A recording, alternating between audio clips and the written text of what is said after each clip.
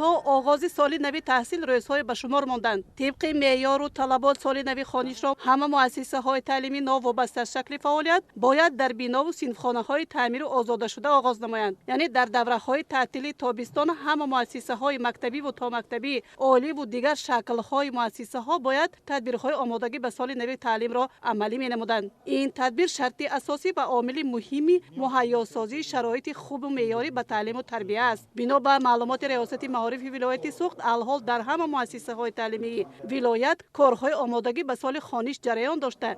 این تدبیر با استفاده از صورت حساب مخصوص، بودجت های محلی و کمک کمیته پدر و مادران عملی می شود. مثلا در همه 50 مؤسسه های مکتبی مرکزی ولایت شهر خوجند بنا به معلومات شعبه معارف منطقه و هم بنا به مشاهده ها تعمیر و ترمیم انشاءات ساحه با استفاده از منبع های بالا ذکر به راه مانده شدند.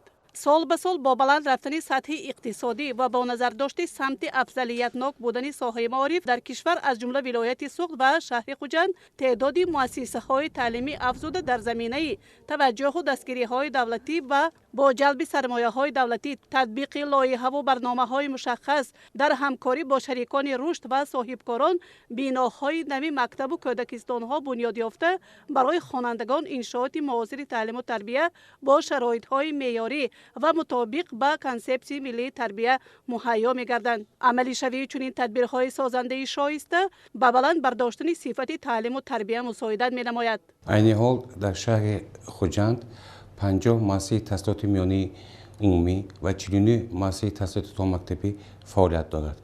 و بهر دستگیری دستور سپارش‌های رئیس ولایت، راهبران مؤسسات تعلیمی، آموزگاران و تمام کارمندان شعبه معارف بهر استقبال 30 سالگی جشن فرخنده تاجیکستان مؤسسات تعلیمی را به سال نو تحصیل آماده کردند.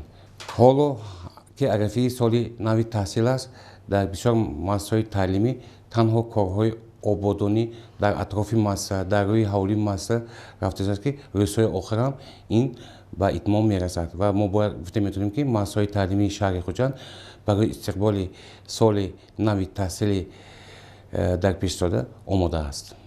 مؤسسه های مکتبی 31 یک مکتبی خوانندگان بالیاقت و غیر مؤسسه های تعلیمی در شهر خوجندند که در سالهای صاحب استقلالی با مبلغ گذاری بودجت های جمهوریوی و مقامات اجرایی حاکمیت دولتی ولایت سوخت بنیاد کرده شده، همچنین مؤسسه های نوی خصوصی نیز به استفاده داده شدند. الحال با مبلغ گذاری بودجت ولایتی در مؤسسه های دیگری تعلیمی، مثلا مؤسسه تحصیلات میانه عمومی رقم 5 شهر خوجند ساختمان بینای علاوگی با میدان ورزشی و انشاءات گرم انتقال دهی جریان داشته، آن در روزهای آغاز تحصیل به استفاده داده می شود. در مکتب تحصیلات میانه عمومی رقم 16 در دایره آمادگی ها به سال خوانش و در مجموع بهترسازی شرایط های تحصیل و آموزش همه 26 صنفخانه های تعلیمی راهرو و سقف و دیوار از تعمیر برآورده رنگ و بار کرده شده. بعد 10 صنفخانه ها 10 جفت میز و کرسی های نو وارد و باقی مانده تعمیر کرده شدند. به همه صنفخانه ها پروژکتور و تخته های الکترونی وصل گردیده 5 صنفخانه با جای نشستی یک نفری مجهزانیده شده است که این عامل بلند برداشتن صفت و شرط مناسبت انفرادی با هر یک خواننده است. تالار مجلسی و ورزشی نیز به سال خوانش پر آماده است. سالهای آخر با بنیاد انشاءات نو و تعمیر بناهای ساحه معارف همزمان مستحکم نمودن بعضی ماده تکنیکی مکتب و گیمنازیا و لیسه ها وسعت یافته. میز و کرسی های نو خریداری و وارد و صنفخانه ها با کامپیوتر و تخته های الکترونی و پروژکتورها تامین می شوند. صنف های علاهده کامپیوتری، کابینت های فنی تاسیس می یابند که شهادت تطبیق 20 ساله آموزش فنهای دقیق می باشد. اهل محصلین گیمنازی رقم 4 شهر خوجند در سال خوانشی 2021-2022 صاحب کتابخانه نو زمانوی می گردند. برای از نوسازی و تعمیر کلی کتابخانه از حساب بودجت محلی و با استفاده از مبلغ‌های صورت حساب مخصوص 240,000 سامانی مبلغ جدا کرده شده با مقصد تیاری به سال خوانش 10 صنفخانه‌ها با آینه‌های زمانوی از تعمیر برآورده شدند. در حدود گیمنازیا یک میدانچه ورزشی موسمی بنیاد کرده شده و صنفخانه‌ها با کمک کمیته پدر و مادران و با سهم صاحبکاران پورا تعمیر اساسی گشته، الحال تعمیر جاری و آبادانی حدود مؤسسه ادامه دارد. نقشه و هدفها جهت تقویت پایه‌های مادی تکنیکی گیمنازیا مشخص و عملی شوندند. طلبات به این مؤسسه تعلیمی خیلی زیاد بوده، الحال زیاد از 3000 نفر خواننده به تحصیل فرا گرفته شده است. اکثر از مؤسسه‌های تعلیمی یک باره تدبیرهای آمادگی به تیر ماه و زمستان را عملی می‌نمایند. پیچ‌های بخاری وصل و انگیزسنگ را خریداری و ذخیره کردند.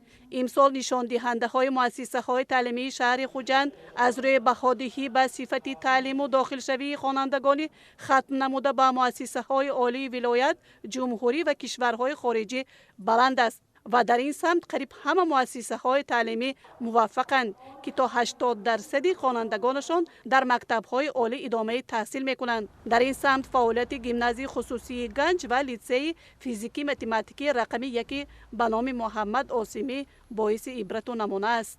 خوانندگان لیسه فیزیکی متماتیکی به نام عاصمی با اشتراک در المپیادهای فنی سطحی جمهوری صاحب 29 جایهای افتخاری یکم، دوم و سوم گشتند. 71 نفر ختم کنندگان لیسه یعنی 100% به مکتب‌های عالی، از آن جمله 15 نفر به دانشگاه طبی شهر دوشنبه، 20 نفر به دانشگاه پلی‌تکنیکی به نام محمد عاصمی در شهر خوجند و دانشگاه‌های فدراسیون روسیه و نصف زیاد از آنها به تحصیل بودجوی مکتب‌های عالی بالاذکر داخل شدند. نشان دهنده‌های گیمنازی خصوصی گنج نیز شایسته تحسین است.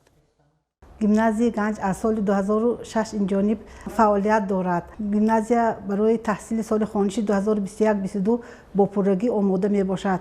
سال جاری ما گیمنازیا را با تعمیر پره به انجام رساندیم و همین صنفخانه ها به طور زمانوی جهازانده شده است.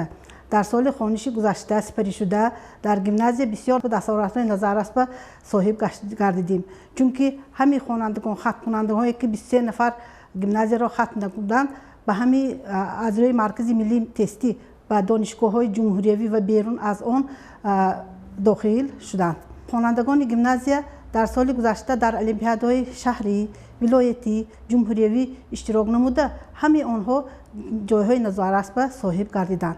سالهای من بعد چخیلی که از طرف اساسگزار صلح و وحدت، پیشوای ملت، پرزیدنت جمهوری تاجیکستان 20 ساله فنهای دقیق اعلان نمودند، خواننده های ما کوشش به خرج دادند که در این دوره و از فنهای دقیق اشتراک نموده جایهای سزاوار به نایل کردند.